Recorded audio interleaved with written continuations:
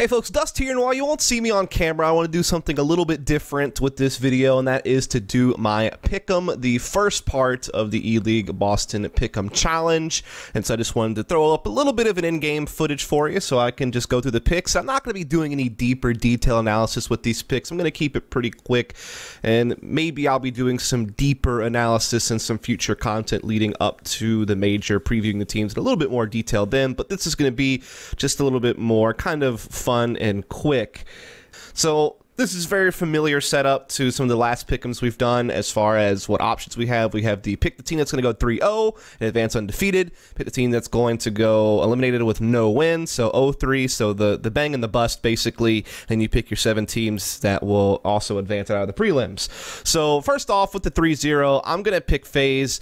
Holy shit, FaZe, if you don't 3-0 this group, I don't know what to tell you, man. Obviously, FaZe is a team that's super powerful. They just won ECS after like a really close final with Mouse, and they beat Fnatic and Cloud9 there as well. They came second at EPL to SK. They came second at IEM Oakland to NIP. Also have wins at E-League Premier and ESL1 New York, and while they struggled at Epicenter, and they did have a big embarrassment at the last major, you know, getting knocked out of the group stage very early. I think they went 0-3 last time, so they did the opposite of what people expected. They still have kind of proven themselves to be one of the best teams in the world. They've been SK fighting for #1, and SK is not in this preliminary stage, so with that in mind, I would hope that FaZe would be the team to 3-0 here. As far as what other teams could 3-0, just while I kind of look at this other thing, I mean, I'm not really sure. I mean, obviously a team like Cloud9, a team like Navi, these are some other teams, maybe even a Mouse Sports or a G2. Like, those are all teams that could feasibly 3-0 this group, depending on who they get matched up against. I mean, that's really the thing, right? You don't know who they're going to play, and if they're doing the Swiss system again, which it seems like they are based on the fact that they're doing the 3-0-0-3 choices. So with that in mind, since you don't really know the matchups, it's kind of hard to tell, but those are some other options perhaps. But now we do have to pick that team that woefully goes 0-3, that completely fails. And I think that there's a couple of different options on teams that could totally fail here and go 0-3. Sprout Esports comes to mind as a team that certainly could struggle if I'm just going in the order of teams I see on the list. Certainly Avangar and Quantum Bellator Fire also could be teams that you would expect could have some trouble here and go 0-3. And then Tyloo is actually the other team that I think can go 0-3, and that's actually the one that I'm going to pick. And this is because they're going to be without their star player Bentet for this major, which is really unfortunate. I would have loved to have seen Bentet come show up here and be able to play. I think Tyloo were actually playing with Peacemaker, who was their former coach, so it's a guy who's not even coaching them anymore.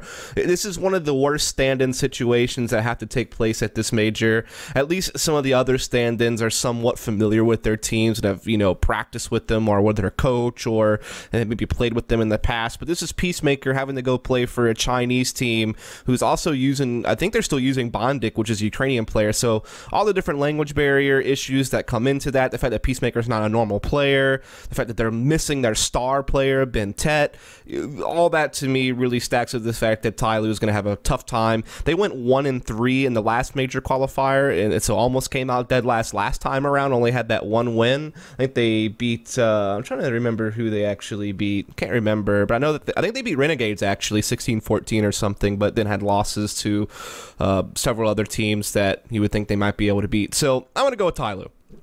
So there's my first 2 picks.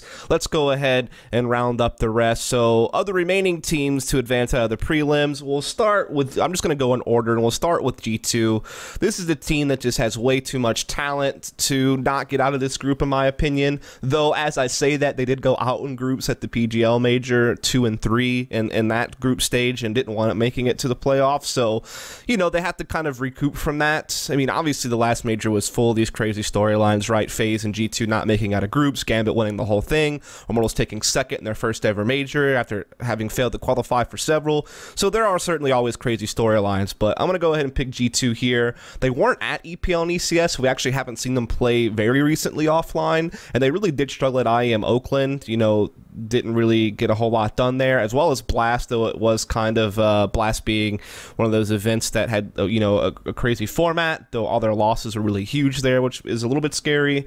But they did come third at Epicenter. They did win DreamHack Masters Malmo, and they did come top 8 at E-League Premier, but they lost to Cloud9. So a lot of disappointing results kind of mixed into some of what I just said, but the fact that they have such a strong roster on paper, the fact that they've had hopefully a lot of time to prepare and practice and make adjustments, you know, after EPL and ECS were events that they weren't able to go to, and just kind of thinking about their success at Epicenter and Malmo, I would hope that they would at least have enough to bring it to the group stage here and be able to make it onto the next stage of the major.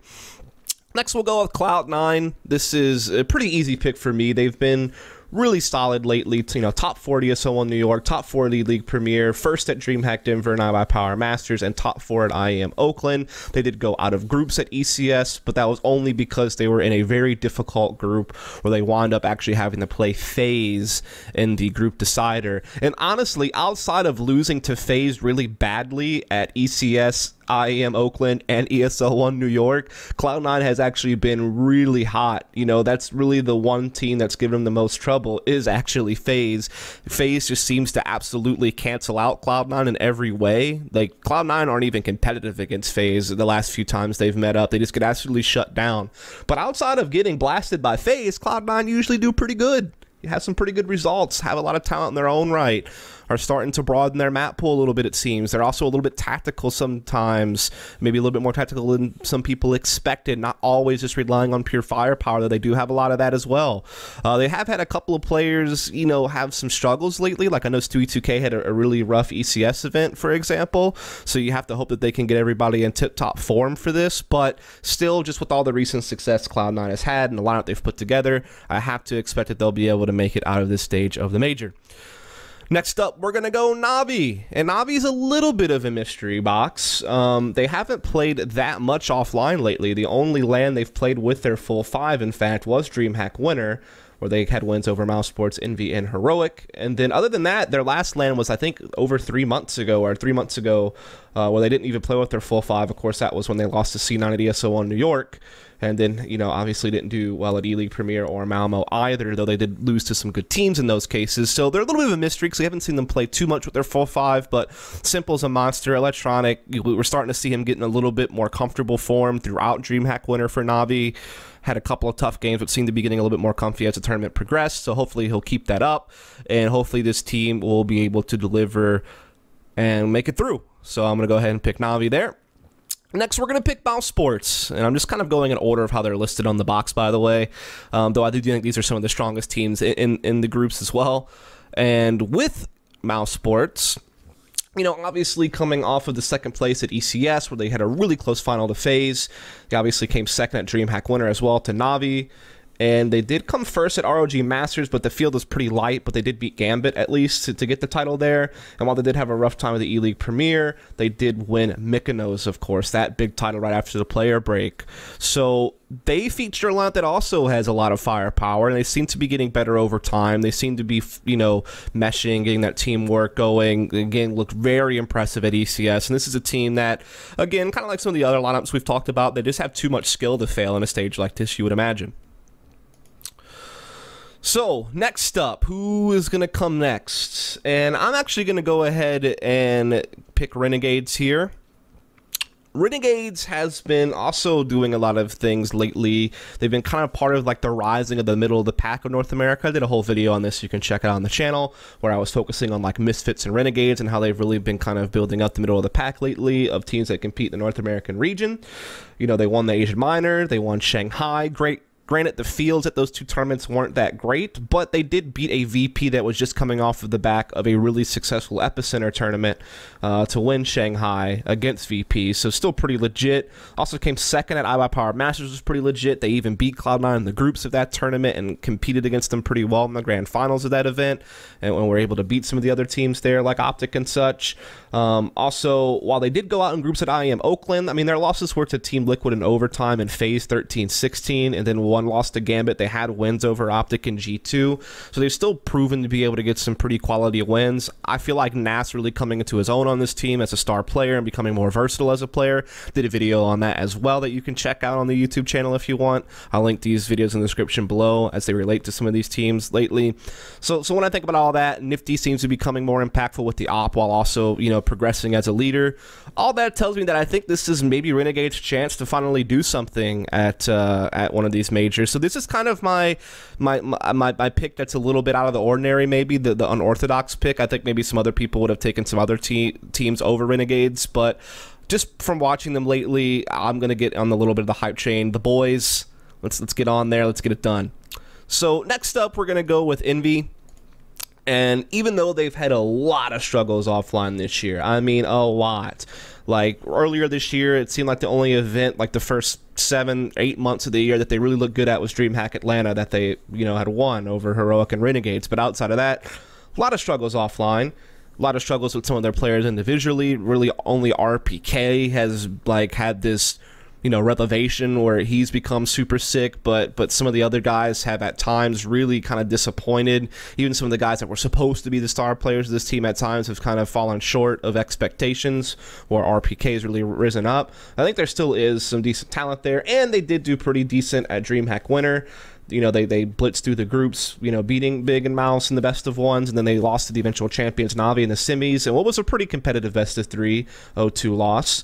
And then while they did look pretty rough at IEM Oakland, they did come second at the EU Minor by beating, excuse me, Optic and AGO.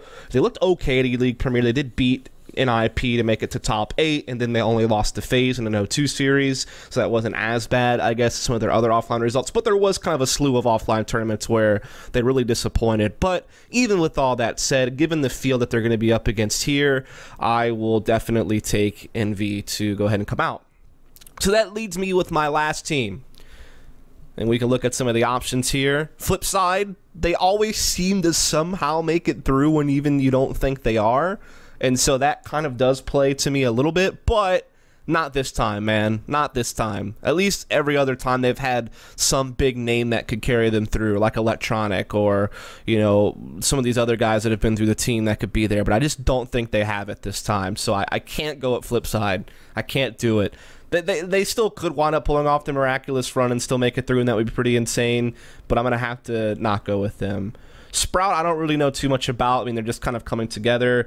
You know, obviously they were playing, some of these guys were playing on Penta before like HS went to Optic and different things like that.